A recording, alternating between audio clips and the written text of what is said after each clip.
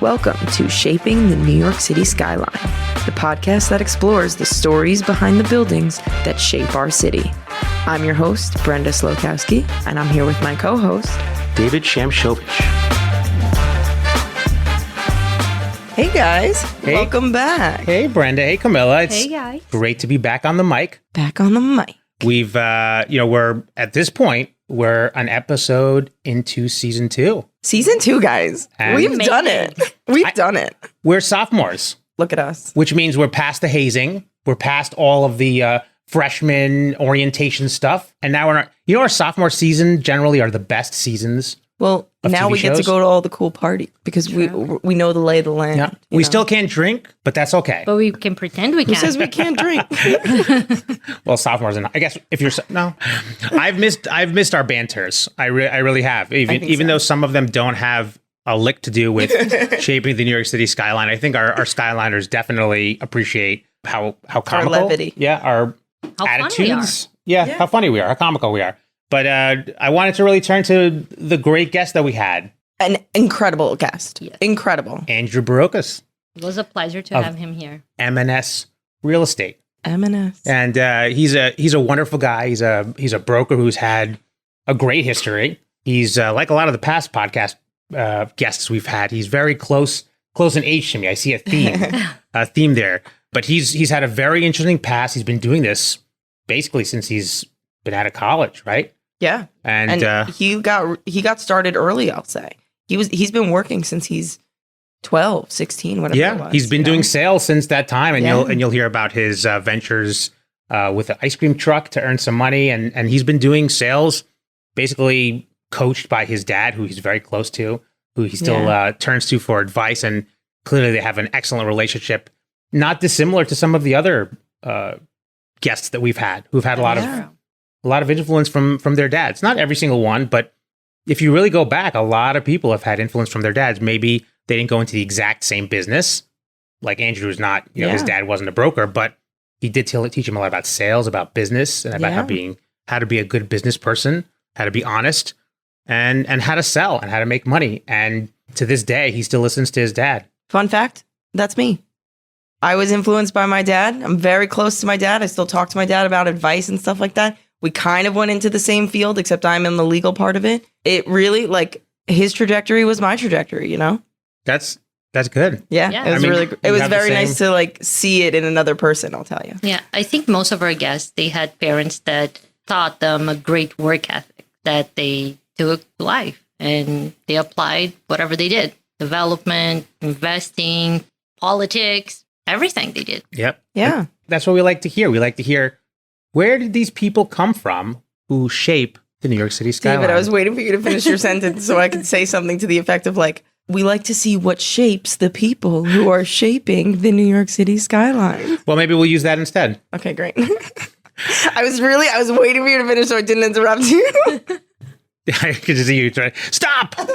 It happened. I went, oh no. I'm not sure if we introduced that concept in Andrew's podcast, but I'm sure we did. And if not, then we caught it here. Sometimes it's tough to really like put it into casual conversation. Well, our job is as the hosts, interviewers, is really just to give the stage over to our guests who are generally very interesting, very well spoken, have done a lot for this business. Andrew specifically. Yeah, he's we met him, and he does a lot of marketing now for affordable projects, and he does a lot of market rate rentals as well. Rentals is basically what he does, and he's housed in a building that used to be across the street from the condo that I used to live in one of the Douglas and Developments buildings.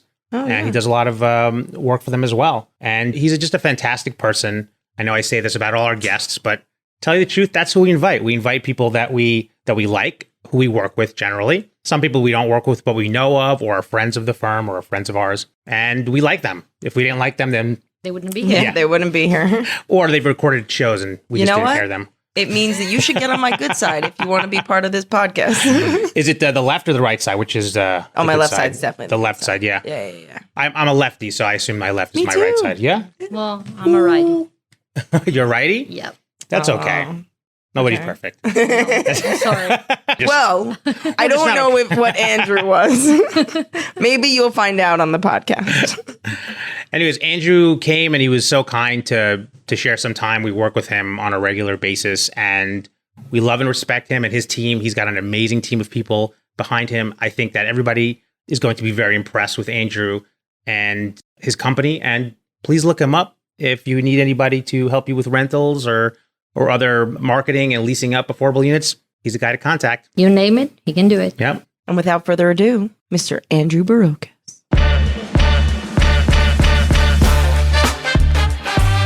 Hey, David. Hi, Brenda. Camilla. Hey guys, how are you? I think my voice will crack every time I say that because I get really excited that we're here. And then we go up way too many octaves. It always goes up. Yeah, we haven't recorded in some time, so it's good to be back in the hot seat, although we're Gotta not practice really. that podcast voice. Yeah, the podcast voice is important. Not saying too much is important. You become really self-conscious when you start hearing your voice over and over again. Yeah, but we're getting really good at this. Yeah. I mean, I was listening to our last episode, and yeah, we're pretty good. Not to toot my own horn, but Right now, we have someone that I personally like a lot. I met him, and he's a great person, and he's just very personable, and he has a great story, and he has a great background. He's the founder and CEO of MNS Real Estate, which focuses on the rental of residential apartments, mostly focusing in Brooklyn, but also in Manhattan as well, and other boroughs. Also some condo work as well, and he'll go into that, the types of things that he does. He's an entrepreneur ever since he was 12 years old, actually, with his snowplow, with his good humor truck when he was 16. And he's been doing sales pretty much ever since. You were essentially born into it from your dad and your granddad. And it's going from generation to generation. I want to introduce everybody to Andrew Barrocas. Thank you so much. And I got that right. Or maybe I didn't. Yeah, you were perfect. Excellent. Well, thank you so much for joining us, Andrew. And Andrew, your dad had a lot of influence on you when you were a kid. And I think his dad had a big influence on him. So it's a torch being passed from one person to another. What was your childhood like, and how did you get David into... starts every podcast with this. It sounds like a therapy session where it's like, please tell me all of your trauma. Aren't podcasts just therapy sessions? Isn't that what they are? That's how I use it. So it's really effective. I think so. I'm not really getting into the deep psyche, but I think you know this, and I think that's why you are who you are today, because of your dad. Although you found your own passion, he was very supportive, and he's guided you throughout your career ever since you were young. And I think that's how you got to where you are. And that's, I think, what the center of the podcast is. How do individuals become to be in a career where they're in a position to shape the New York City skyline, and then how they take advantage. Every background impacts who we are today. Exactly. Well, Andrew, can you confirm or deny that your father influenced you in this way? Yeah, he's still influencing me. He's still my best friend. We're extremely close. I speak to my father every day, and he is the greatest father, the greatest mentor. Love that. Definitely a big part of my life and big part of my success. So And he had very fortunate. He had a business, and if my dad had a business, I know I would, at least in my mind, the grass is always greener. I would love to jump on that business. I don't have to worry about school. I don't have to worry about becoming a lawyer. I just can take over that business. Although maybe that was the plan for you originally, or maybe that's what you thought you were going to do. That's not how it ended up. Yeah, it was always the plan that I was going to go to college for 4 years. I went to Arizona State, which, according to my father, I took up space there. But you got a degree, right? I did get a degree, which is unique for being able to do in 4 years there, which isn't easy. By You weren't on the 8-year program like Tommy Boy? I was not. I had a certain amount of time, and that was the deal with my father. It was always a deal and something that he guided me through. The deal was that I had to pay for every semester, and if I got above a certain grade point average, he would reimburse me. So it worked really well for me because I didn't want to pay that much, and it was worth getting decent grades. What a motivation. Yeah. Yeah. That's some parents will just pay for your school outright. That is a great motivator. Yeah, it was always something a little bit different with my dad. He always told me that, I'll give you 100% of my time and zero money towards anything that you want to do. And looking back, it was the greatest gift because, he gave me more than any money that he could give me. And it was fantastic. I would recommend it to anybody and do it with their children. Is that how you... It's like teach a man to fish rather Exactly. than giving a man a fish. Yeah, that kind exactly. of thing. Yeah. Exactly. Do you employ that same tactic with your young girls? For sure. It's a little challenging at times with, Camille and I were talking, they're all a little bit different. It's a little easier with certain kids than others. But yeah, it's a great philosophy, and, it definitely worked for me. And so what was your college experience like? Did that influence what you wanted to do after college or not? No, I went to Arizona State. It's not the most challenging place to be outside of trying to get out of there in 4 years. From what I remember, it was a great experience. When my father came out there and saw how I was living, he wanted to kill me. And, quickly he figured out that, I should be going on the road with him and doing, different like sales, like road trips. Road trips that he did for his business and different conventions and different things. That's what I was looking for. Did you do that for the summers, like in between semesters? No, I did it during the week, and at school he would pull me out and we would go do these. Once he figured out that I wasn't as focused on school as I was on other things out there. You're getting the grades he asked you to. Yeah. I figured that out. Wait a minute, is there any semester where he didn't reimburse you? No, every semester I got reimbursed. I figured it out pretty quickly. If you weren't doing well, you dropped a class. And so that's the secret. And you chose the easy classes to begin with. So. Acting 101. That's a good one. Yeah, those were advanced for me. Definitely school was not the easiest for me. So, working and sales, from what I learned from my father, was, came more natural and definitely a lot easier. So what was the plan, or did you have a plan when you were graduating? Yeah, so the plan was always that I was going to go into my family business. My father wanted me to go work somewhere for a year before going into the family business because he saw so many of his friends that, just brought their kids in and it didn't end up working out. And this was one of his ideas that he had. And I went and looked for a job. At the time, my brother was working as a rental agent in New York City and said, you come do this, and if you work 100 hours a week, you could make $100,000. And that was very exciting to me. All my friends were getting job offers in the $30,000, $35,000 range. And I was committed to working 100 hours a week. And, from what my dad taught me, that wasn't difficult. According to my dad, if you work from 8 a.m. to 8 p.m., that's considered a half day. And, technically he's right, but we're working a lot of half days, David. Yeah. I'm sleeping the other half. So, that was always the plan. I was going to go work somewhere for a year and, then go into the family business. So where did you end up working for a year? I went and worked at City Habitats. I was a rental agent, and it was an incredible opportunity. After a year, I, told them that, my intention was to leave and go, into my family business. They offered me a position to go into management. And at the time, my first year in rentals, I made $175,000. After that first year, my father offered me $35,000 to come work for him. So, I tried to negotiate. I wasn't very successful in doing it. I'll tell you, it's very difficult to negotiate against your father. It's very difficult. Also, you guys Speaking were really from far apart. experience. Well, It's a losing battle to begin with. yeah, he was pretty firm on that. And, I decided to continue the path in real estate. I went into management and, still had my father as a mentor and guide. Even throughout my first year as being a rental agent, I spoke to my dad for multiple hours every day. Him not understanding the real estate business didn't impact it. It was, very sales oriented, and he gave me all different ideas and things to do that, were different than other people were doing and kind of came from a different perspective. And it was very successful. The $175,000 in your first year to me sounds almost unimaginable because it's a very difficult business. New York City is very competitive. What were your advantages in being able to make that kind of money, and how did you do it, and what kind of rentals did you focus on? Yeah, so the number one reason was my father.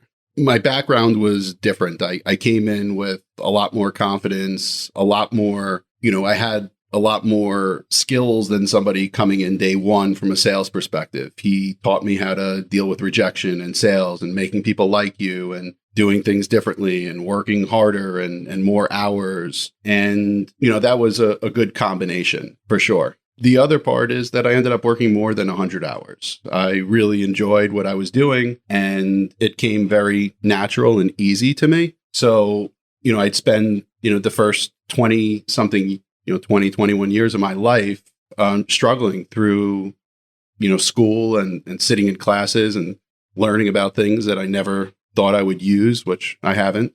But, I struggled through that, and that was very difficult for me.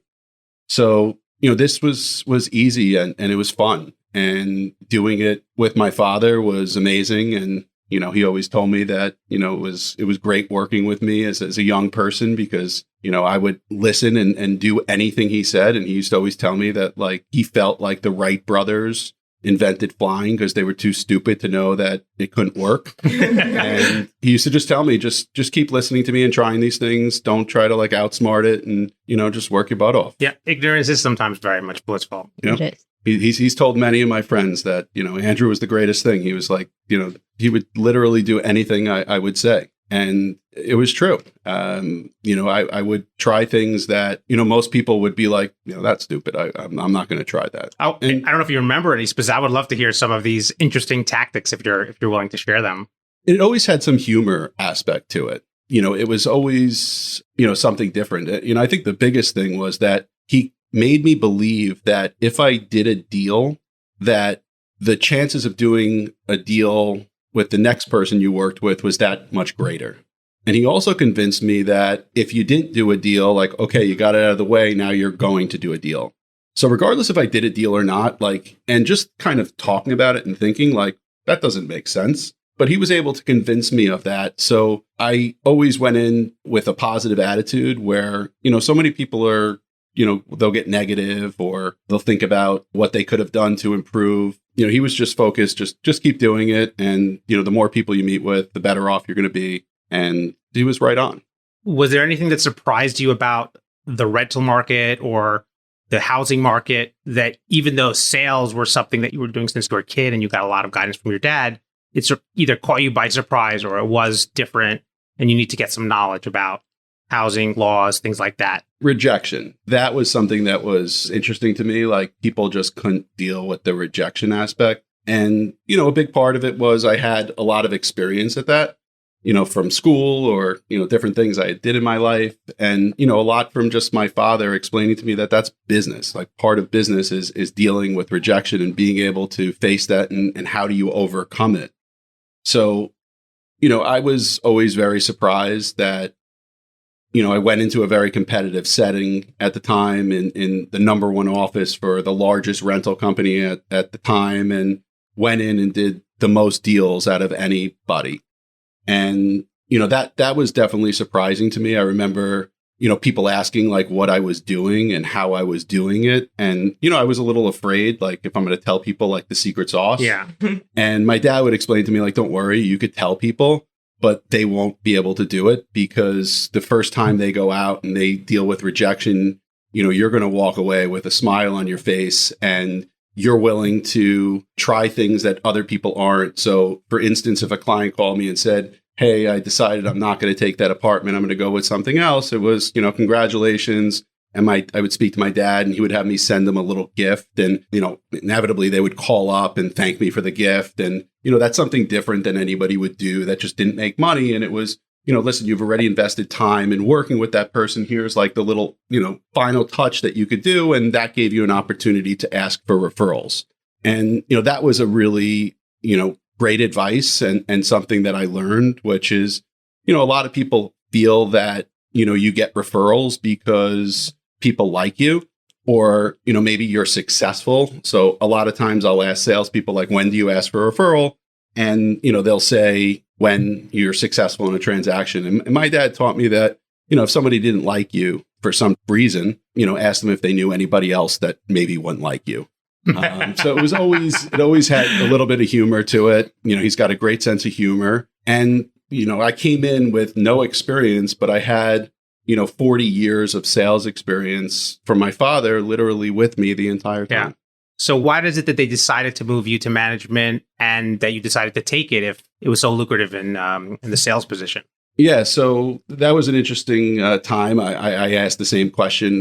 The owner of the company told me that he was opening up the largest office at the time. And, I basically said, why are you telling me all this? And he said, because I want you to run it. And I said, run it? I'm 22 years old. What do I know about running an office? He said, well, whatever you know and you've learned, I said, I've only been doing this for a year. He said, well, whatever you learned, we want you to teach that to other people. And I said, well, what about hiring these people? He said, well, you'll be able to tell who's good and who's not, and you'll teach them and you'll do classes and trainings. And, once you get them up to speed, they'll start to do business. So the idea was to basically take me and multiply it. And photocopy you, so to speak. Yeah, that's what they did. Do what your dad said couldn't be done. So that's what they did for 4 years with me or so, a little less than 4 years. I opened up 3 offices for them, and A lot of copies. Yeah. It's like Multiplicity. You ever see Multiplicity with Michael Keaton? Each copy gets worse and worse as time goes on. Yeah, no, listen, some of them were great. And a lot of them I'm still very close with. And it was incredible. My dad played a part in that as well. He would come in and do trainings and That's help awesome. with the agents. And still to this day speaks to a lot of agents. A lot of them, maybe went on and don't work with me, or they're in other sales positions and still have a relationship with my father. And it's incredible. So what do you attribute to your success? I think it speaks a lot to your acumen if you were able to, within a year, move into a position where then you were able to train. Literally, your boss had lots of confidence in your abilities and your ability to convey that message. So it's one thing to have it. It's another thing to be able to then identify it in someone else and try to train them. How did you undergo that training when you really just had 1 year experience? How did you give that training to others? Yeah, a lot of it was leading by example. A lot of it came back to what I learned when, I went to work at a very early age with my dad, is that you start from the bottom and really learn every aspect. So, having experience being an agent, and still to this day, helps me talk to other agents to today, like where I understand what it is to get stood up from a client in the rain. And I understand what it is for a client to say that they don't want an apartment, or they're not going to move forward, or after everything you've done, thank you so much, we've decided we're not moving. So a lot of it is just experience. And, I had a lot of experience even at a young age. I did, 100 plus transactions my first year. So I got a lot of exposure and saw how things were done or how they could have been done better. And I was able to share a lot of the advice that I got and train other people. But a big part of it was being able to identify people. And, I went through different times where, I looked for a certain type of people that, I thought would be able to, that I would be able to clone into being able to do that much business. You should just bring them to the interview, reject them, see how they handle it. And if they take it good, you run after them and say you're hired. Yeah, a big part of it was, I remember, like, just when you say that, one of the questions that my dad used to always ask is that, if you were waiting online for the movies and somebody cut in front of you, what would you do? And some people would say, like, okay, it's fine. It's one person in front, like, no problem. Other people would say, listen, that's not okay. I was standing here. I'm going to go in front. And those were the type of people that you wanted, that were going to, push ahead and be able to deal with that. We're okay with a little confrontation potentially. You don't want the person who's going to, rip the person's head off. You definitely don't want the person who's going to, no problem. And then, all of a sudden everybody else is pushing ahead of you. Yeah. As a lawyer in that situation, my brain immediately went to, it depends on who the person in front of me is. That's the first thing I thought. Sir, do you know karate? Exactly. I have to scope out the person and be like, is my life in danger if I say something to him? Yeah, I guess my dad always taught me that, you could say things with humor. So, even if it's somebody who's, way bigger than you, maybe you could add some humor to it, and I always look to do that. It reminds me of one time a similar situation happened. And I told somebody, listen, I'm okay with it, but my wife, who's 5 foot tall, she's going to kick the shit out of you. And, of course, we ended up going in front of them and, we make a little humor to it. And that's one of the things that I learned from my father is that, if you could add a little humor to it and you can make people laugh, they'll like you. Yeah. It's hard to be mad at someone when you're laughing or smiling. It's very difficult. I've employed that tactic many times as well.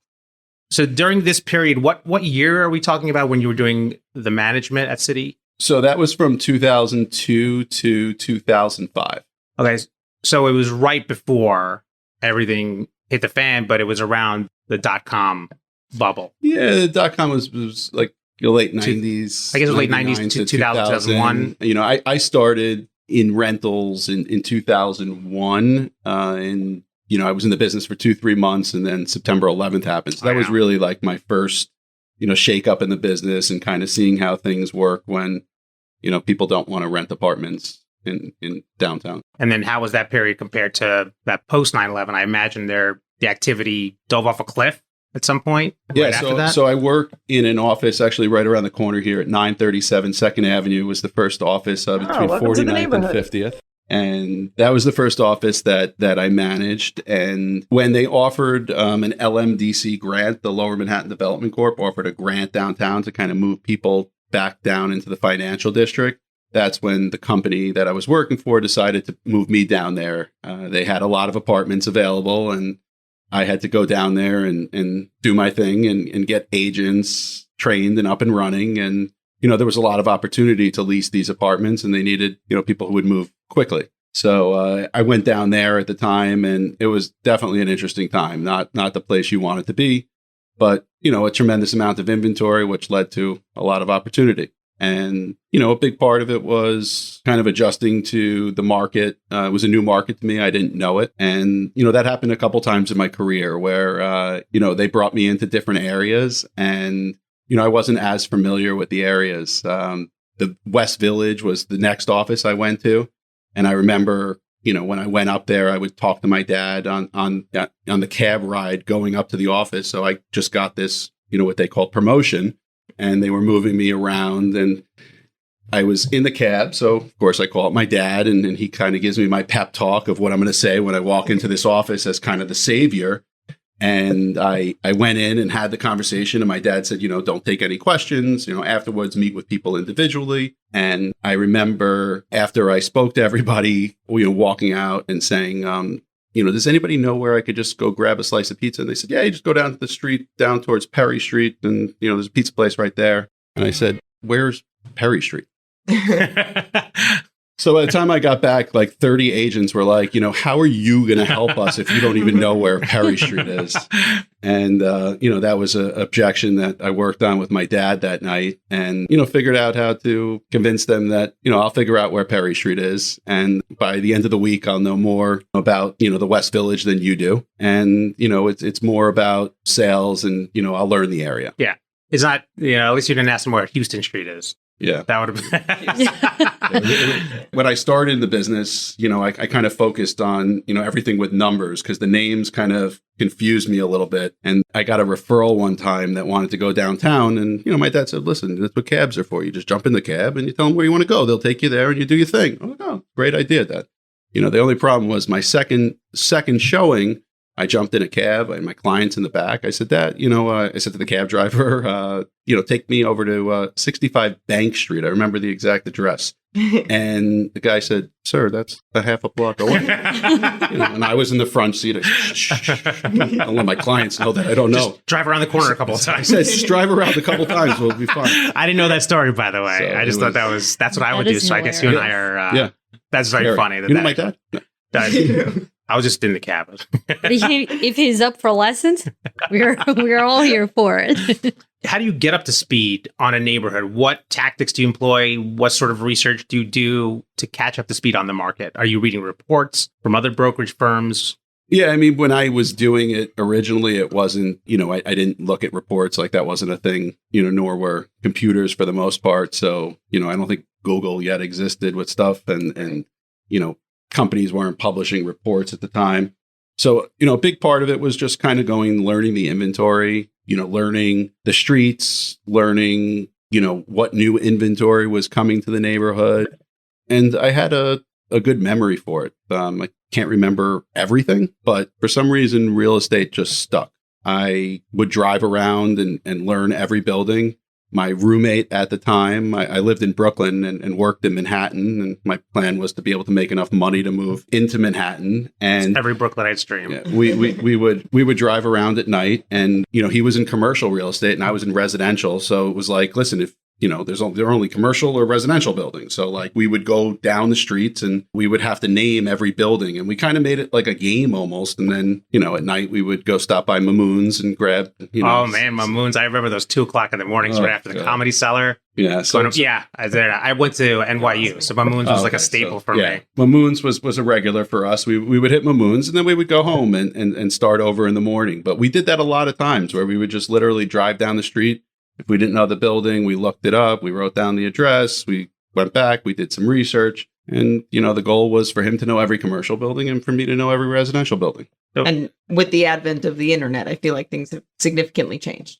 yeah, to a certain degree, it's made it easier and more difficult, at that Both? time.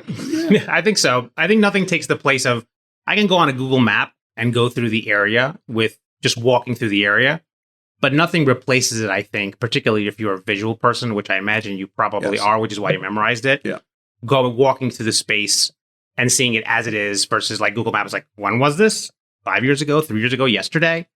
Yeah. I think it makes sense. Yeah, I mean, I could talk to an owner today that tells me about a building that they own, and I could say, listen, I know that building from when I was a rental agent, 20 years ago, and start talking to them about the building, and quickly they'll realize that I actually know more about the building than they do. Yeah. The lines, which way apartments face, like, just crazy amount of information that I would retain because it was important to me. It was something like I couldn't remember anything what they taught me in science class in school. But, I could remember like the 21st floor at 330 East 39th Street, like it had a break and you could have the view if it's southern exposure. Well, that's important, right? It's important to your clients. It's important to understand what you're selling. You want to know every aspect of what you're selling. Yeah. I mean, that's a big part of what my dad told me is that, if you have to shop people around to 100 apartments, you're not really adding value. So if you know all the facts of them, and that was a big part, from what we were talking about before in terms of getting people to pay you X amount of dollars for, 15 minutes of work potentially. So, that was always the goal, is to be able to add a lot of value. And a large percentage of the apartments that I rented in my life and as a newer agent were, the first apartment that I showed somebody.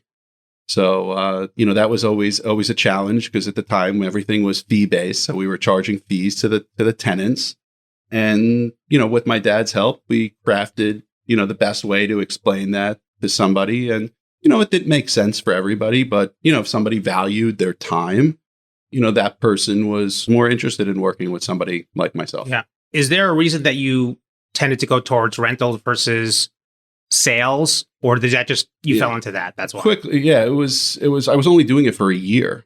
So, what they told me is like, you go into sales, it's going to take 6 to 12 months to develop. Then you got to get listings. It takes a longer time. If you're successful in sales, like you can make a couple bucks your first year. So that wasn't interesting because in a year from now, I was going to stop doing this. So it was like, where could I make the most amount of money if I was willing to work unlimited amount of time, but I just had 1 year? And everybody kind of pointed me, including my brother at the time who was doing it. He said, you got to do rentals, quick money, quick in and out. You could learn the neighborhoods quickly. There's a ton of people looking. And it was, turnover. It's a ton of turnover. It was a ton of turnover. It was the time of year. It was, I just graduated college.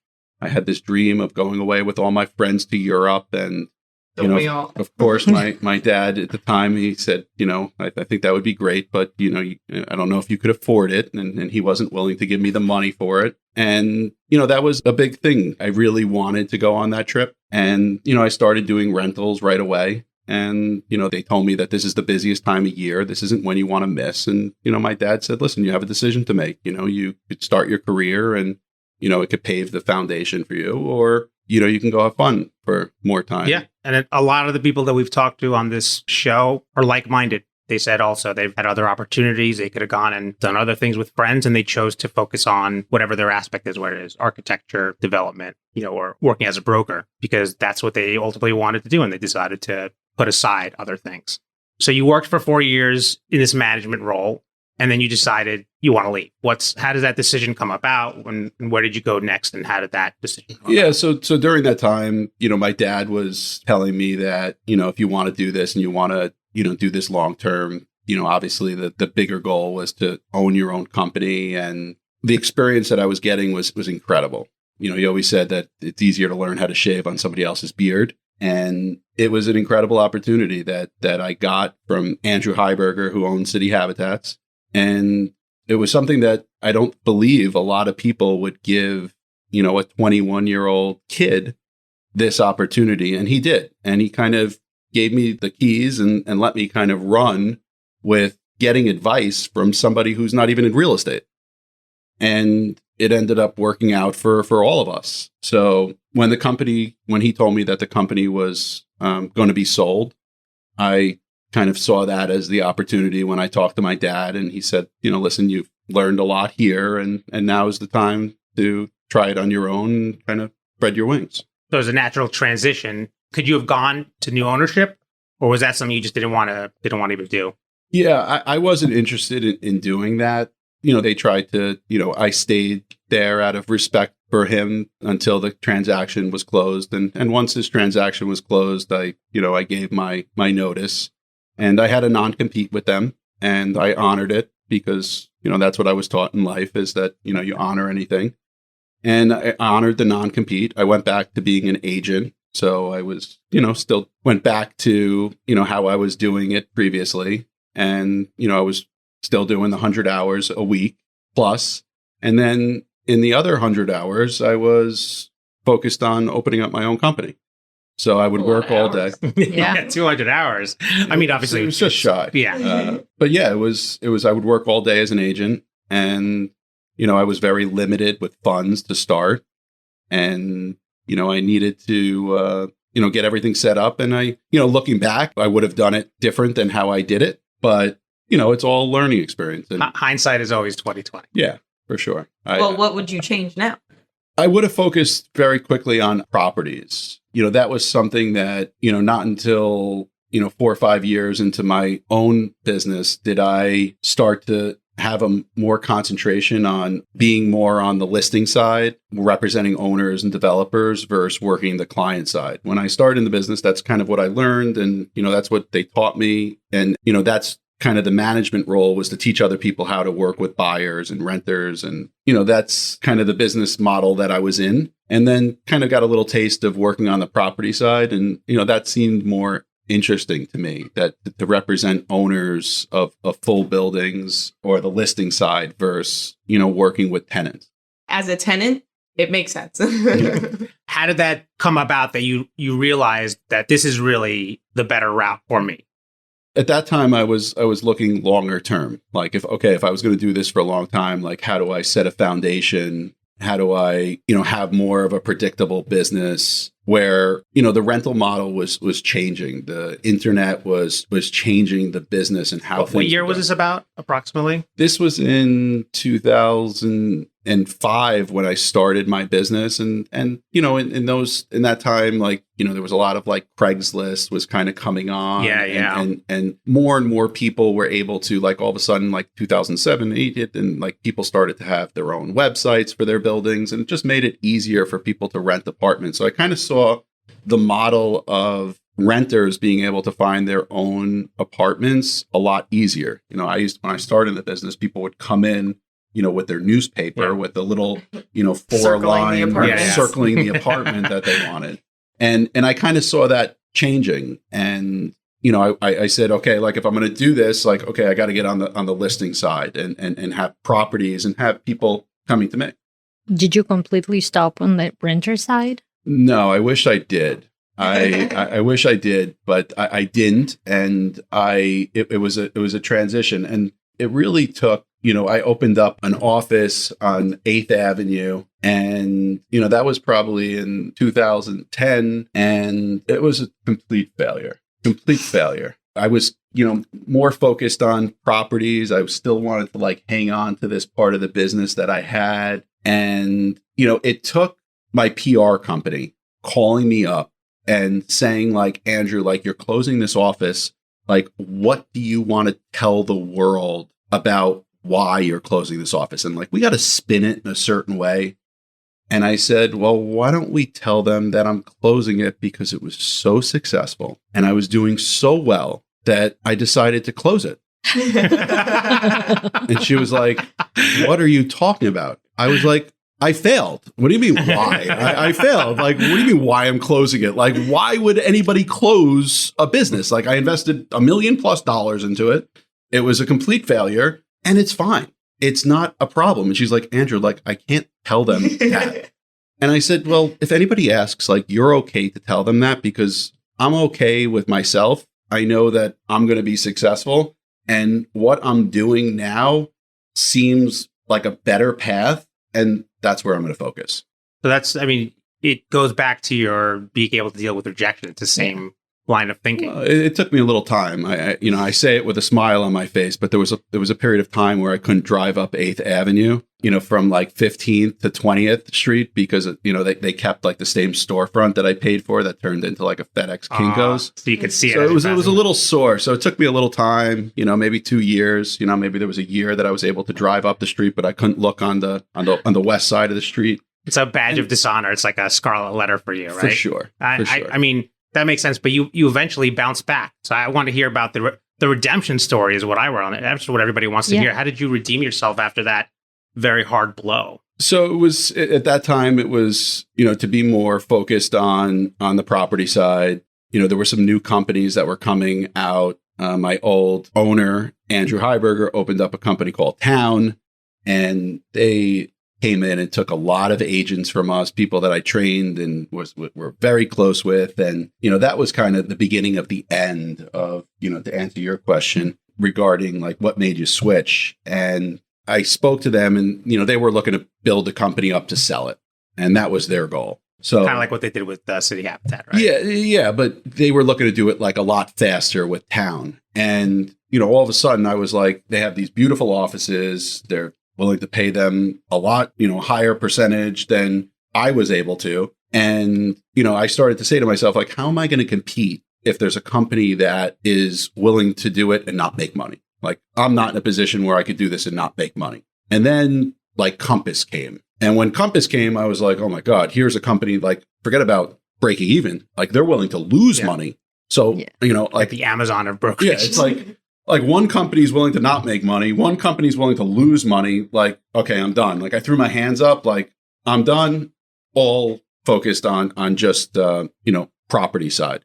And one by one, we started to take on more owners and get different opportunities and take a lot of the same things that I learned before, and a lot of it was, my dad said, listen, if you own the building, what would you want? And, that's what I did. I pretended like he used to always say with his keys, like, if I gave you the keys, what would you do? And, I just, and still to this day, I literally always just feel like I'm the owner and making decisions as if though I'm the owner. And what he used to always have a saying is like, if you think like the owner, one day you could be the owner. Yep. Yeah. So that's how you prime yourself, is you act as an owner and then you eventually become one because that's how you behave. Yeah, but it was also like nothing was too little. If there was something, on the floor of a building, like, he taught me, you pick that up. You act like the owner. And if you're the owner of the building, like, would you be okay that, the garbage is overfilling? Go take it out. Yeah. I think that's a great approach. Like, you take pride in your work, that you like really show up and do what's best for everybody rather than just showing up and doing the bare minimum. Yeah. And I still tell my people today, don't put on a daily report something that you could do. If something needs to be tidied or cleaned, just do it. Do it. Yeah. Do it. Like, and some people think I'm crazy. Yeah. But like when we open up a new building, like I bring all cleaning supplies in because, inevitably, like you're going to have a rainy day and it's going to be dirty inside a building. And that's a poor way for it to be displayed. So like I look at my agents and I'm like, you need to clean the floor. Like we have the cleaning supplies. And like when I go to a new building, if I come by a building, they see me do it. So a lot of it is kind of just leading by example where, I have some agents that, they'll watch me do it and others that'll help in doing it. And when we get another project, those agents that helped are the ones that we want on it. Yeah, taking the little extra step doesn't hurt. It only benefits you. It always helps. Yeah. It always helps. And it goes a long way, especially, I used to always say that, when I started in the business that I think it worked so well because everybody else did it so poorly. It wasn't that, I went into such a competitive industry and, I excelled. I don't think I would have excelled as much in finance where, people took it a lot more serious and they were a lot more trained. Rental agents, at the time, it wasn't such a sophisticated group that worked, like I did. Well, these are great. I mean, these are great tactics. These are things that even we're learning in the realm of building business. As lawyers aren't getting trained in this kind of stuff. I wish I had your dad as my little guardian angel looking over my shoulder and telling me to send thank you cards and notes to people. And that's golden advice. And it seems easy in hindsight, I'm sure, but not it seems a little ridiculous when you think about it, unless somebody tells you, no, this stuff works. People are people. These are people you're dealing with. Yeah, I mean, when you say that, it makes me think of Jill Schwartz. Which one? I rented Jill Schwartz. I rented an apartment down at Jill. I thought you said Joel. No, it's Jill Schwartz. I rented an apartment down at 205 3rd Avenue between 18th and 19th Street, and it was very challenging. And I would tell my dad what was going on, and it was just a very difficult transaction. And he said, "Okay, like this is what I want you to do. I want you to send Jill Schwartz." There was Angelo Maxey's at the time, was on Park Avenue. He said, send her a gift certificate to there with her and her boyfriend for dinner. And I sent it over to her, and she called me up and she thanked me. And I said, listen, if you know anybody else who's, looking for an apartment. And my dad would always tell me, like, this is the perfect person. Like, she graduated from UPenn. She went to Wharton, not like any of your idiot friends from Arizona State. Like, these are smart people. They're going to have good jobs. And she invited me to come to her housewarming party. And my dad, set me up. He's like, listen, you're going to walk around. You're going to have a little notepad. And when you leave, you're going to have every single person's name. So I literally walked around, met everybody at her party. And I rented 75 of her friends from UPenn an apartment in the summer of 2001. Wow. I just started in the business. And, I'm rocking and rolling, doing deals, and my manager's coming over like, hey, we want to give you some clients to work with. And I was fully booked. I literally had for like a month straight, I had these kids coming in from UPenn. They were all making $120,000 at the time. They were all renting apartments for like $2,500, $3,000. And it was amazing. They all wanted to live kind of in that Gramercy, Flatiron area, which I knew down pat by that time. And it was great advice. It was, definitely kind of accelerated my career, and, working with referrals, always is much easier than just trying to get new clients every day. Yeah. Because you already have a basis, right? Yeah. You had a relationship, you had, a connection, and, it felt natural. So thank you, Jill Schwartz. Jill Schwartz. Yeah. Thank you, Angelo Maxey. Thanks to my dad. Yeah. Well, that goes without saying. I assume you call him every day and give him 5%. If somebody once asked him, they said, Joel, like, you do so much and like you're always talking to him, like, do you get paid? And he goes, yeah, I get paid. I was like, what? What do you mean? What do you mean you get paid? He goes, I get paid weekly. I said, what do you mean you get paid weekly? He goes, very weekly. Oh, dad joke. Yep. That's a good one. I'm going to steal that one if that's okay. Yeah, you could have it. You won't be embarrassed. I love dad jokes. When you become a dad, right? You love those things. My kids make fun of them. But that's the whole point. But that's our job. Yeah. Is to make fun of our Right. dads. My dad bod and my dad jokes. Those are my two things that I like to cuddle up with at night. Do you remember what your first property was and how you got it? Yeah, for sure. You always remember. You never your first. forget your first. Yeah, that's sure. That was an easy one. It was 303A West 21st Street. Avery Seavey was the guy's name. He probably still owns the building. And that was a listing that we had, and eventually ended up losing it. And I remember why I lost it. And it was a great lesson. That was always something that was also something that we did. It wasn't only the successes that we talked about. It was a lot of the failures that we talked about and why they were failures and what you could do differently. And, thinking back, I learned more from the failures than the successes. Don't we all? Yeah. So now with MNS, what do you do differently? And what's your approach to the current market? So what I do differently from then, or what I Right. do differently from competitors? Both. Yeah. So I'm super involved in every project that we have. We get daily reports of everything going on. I'm involved with the agents. I'm talking to them about what's going on in the properties. There's no property that we have that we represent that I don't know what's going on, meaning how many apartments, any obstacles where we have,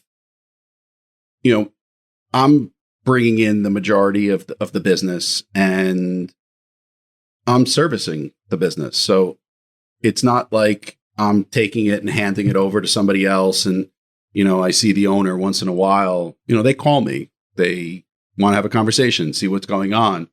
And I'm very, very hands-on. I'm going to the buildings. I'm rolling up my sleeves. I'm getting dirty. I'm talking to the agents. If there's an issue, I'm having agents CC me on every response, and I'll switch agents periodically and go to a different agent and see how they respond and give them advice. And hey, say this different, do this. Here's an opportunity to close the deal, and really just hands-on, I would say.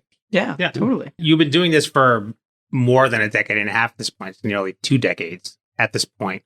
What have you learned? What's different than when you started? I know the internet is a big thing, but what are the things that you can think of, whether it's the housing market in general, the attack on brokerage fees, the housing crisis, the lack of whatever it is, all of them? What are the challenges that you're facing now that you didn't have to deal with either when you first started or when you first opened up your company?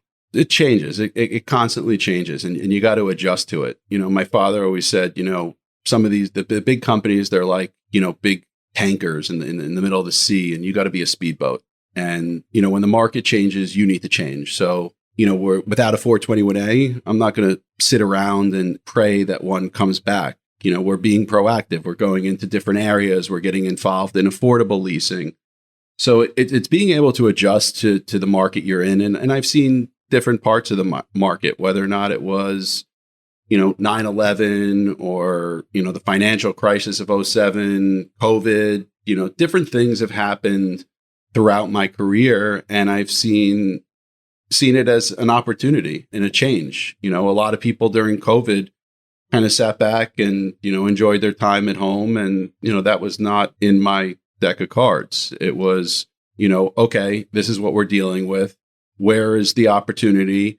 And, maybe this is an opportunity to bring on new business. And, that's what we did. So, anytime there's a change, and generally if it's a bad change, it's typically easier for us to bring on new business, because when the market's super hot, they don't need to hire a broker all the time. But if the market's more challenging and, things aren't as good out there, they don't want to do it anymore. And, we see that with, any time the market shifts. So, markets are going to continuously shift.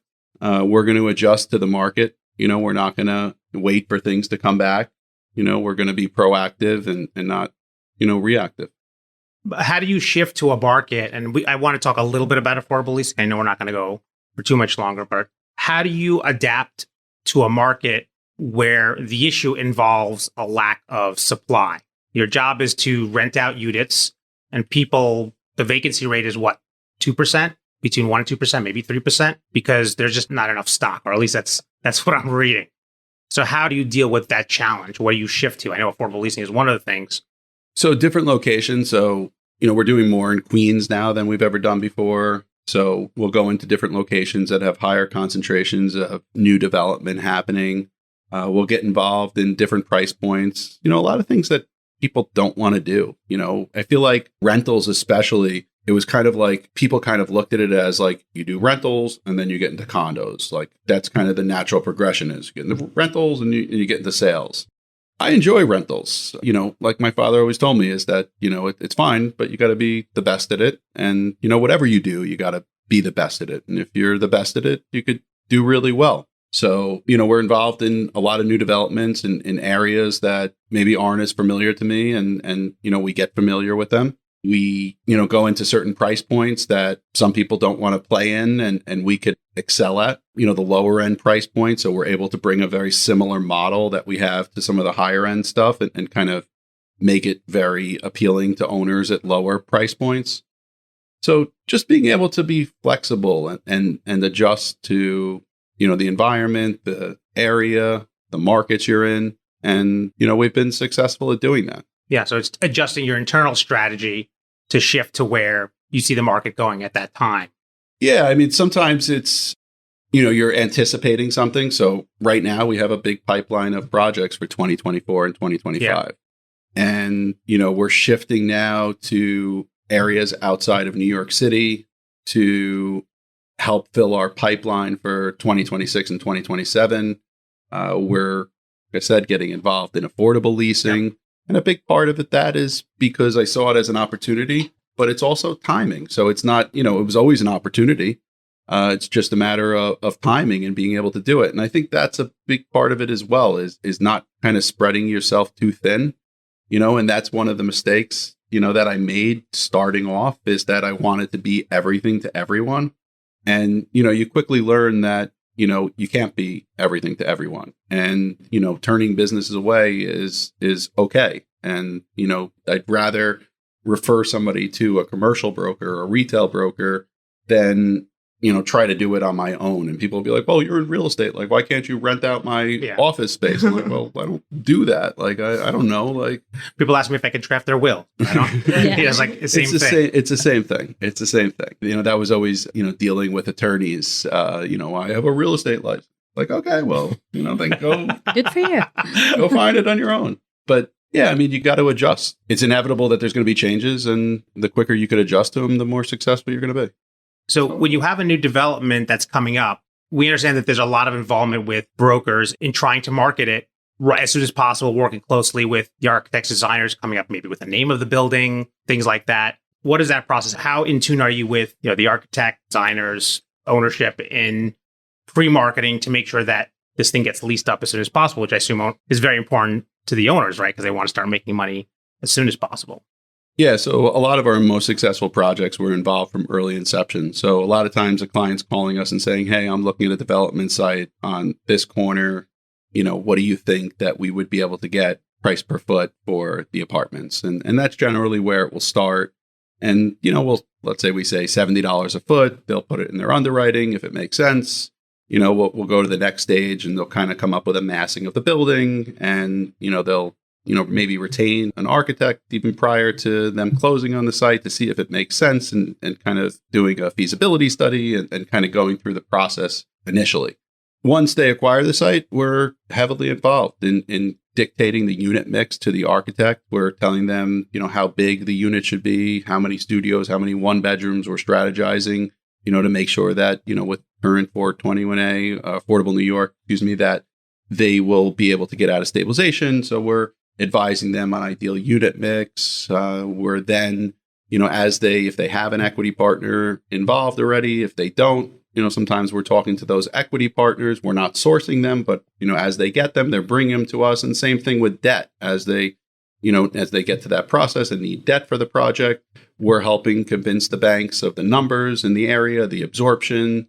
We're writing out a budget in terms of leasing, staff, marketing, advertising. We work with the architects through the plans. We work with designers in terms of, making sure that everything is cohesive in the project, and it's going to look a certain way to the demographic that we're looking to target. We will then be involved in the marketing, branding of the building, naming of the building. Once again, just making sure it's cohesive and everybody's kind of on the same page. We're involved in the advertising, the staffing of the project. We're sending out RFPs for all the different trades involved. We're involved in advising sometimes on who they hire from management to attorneys. So we're very, very hands-on in the project. We're working on most projects that we're involved with, I would say 3 to 5 years before we actually start leasing an apartment. That's a pretty close relationship that you have, and it's almost like it's a quasi development role because you're involved in every aspect of the development, essentially. A lot of times it's more like consultant for sure. But every asset, we get involved in certain aspects. Architects get involved in design aspects. You have mortgage brokers involved in the loans, but you look like you're involved in probably finishes, appliances, sizes, layouts. Yeah, I mean, listen, a lot of our clients have done beautiful, great projects. They've done 5, 10, 15, some of the most active ones, 20, 25 projects. We've done 500. So if you put, somebody who was the biggest idiot at the table around 500 projects that from inception to completion, think about if somebody was an idiot, how much they would be able to pick up from those 500 experiences. Yeah. So we've been able to gather a lot. And then I've learned a tremendous amount from different developers and clients, builders, Jeff Levine's of the world, who, we've learned a ton from. Yeah. And you actually, your offices are at the base building, right? Of one of the buildings that he owns. And it's been an incredible education working for Jeff. I think that the biggest takeaway is that, everything is nice, but if I don't make more money for it, it's not so nice. So, it's, a lot of people will over design. And that's a big part of it is that, you could keep spending and spending and spending, but at a certain point, people are only going to pay, X amount of dollars for the apartment. What's your ROI, right? Yeah, it's and we see a lot of people have issues with that where, they keep throwing things at them and they're like, yeah, more. And then all of a sudden you get to value engineering and like it kind of falls apart and you're not necessarily getting what you want.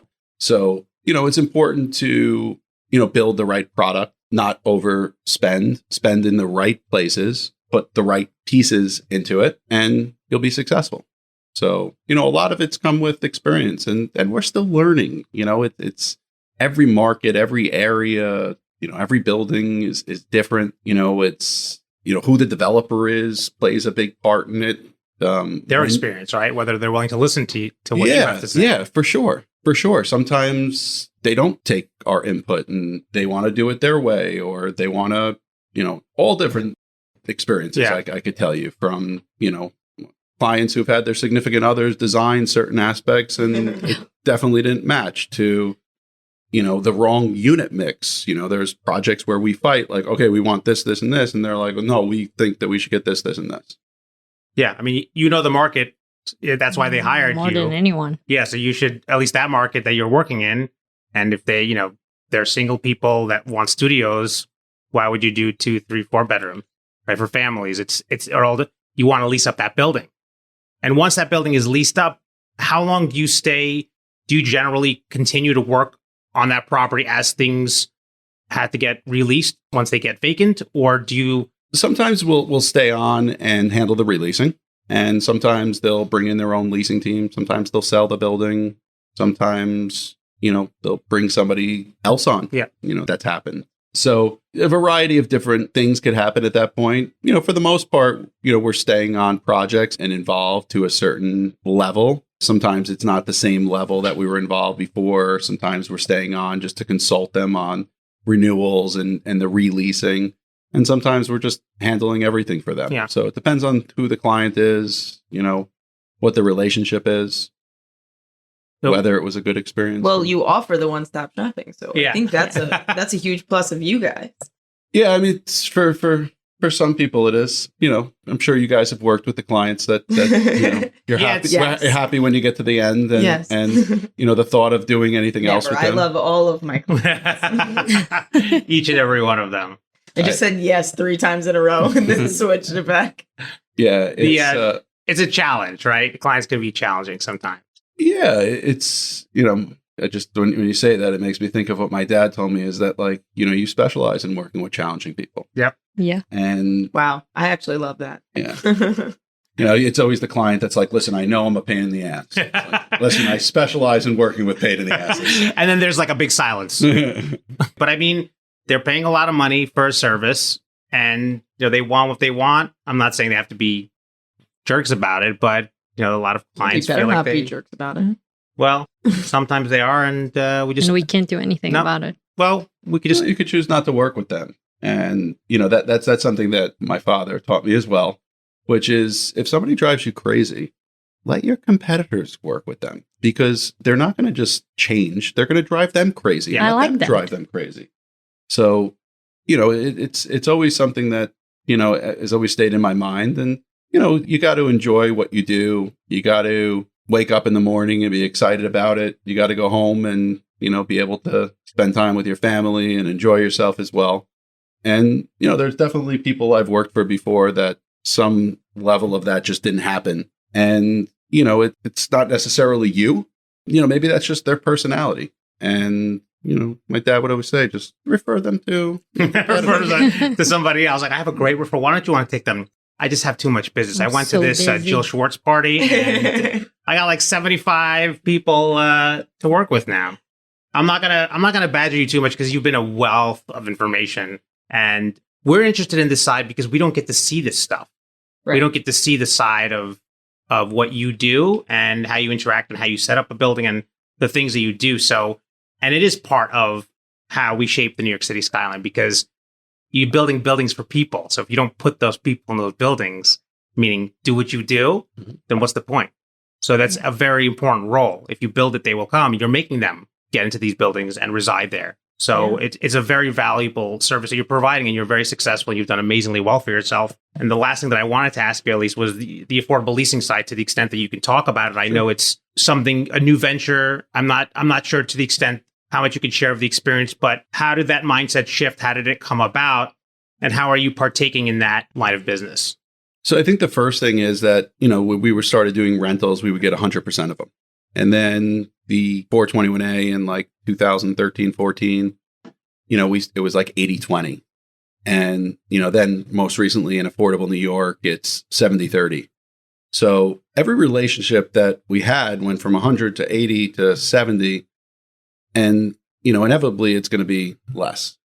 So it seemed like the right time for us to kind of jump in. We probably should have done it sooner, because, at the 20% being taken away from us, like we should have jumped in there. So that was one part of it. The other part was, I see an opportunity to really change the way that it's perceived from the renter. If you graduate college and somebody tells you that if I told Jill Schwartz that you could live in affordable housing, Jill Schwartz would not want to live in affordable housing.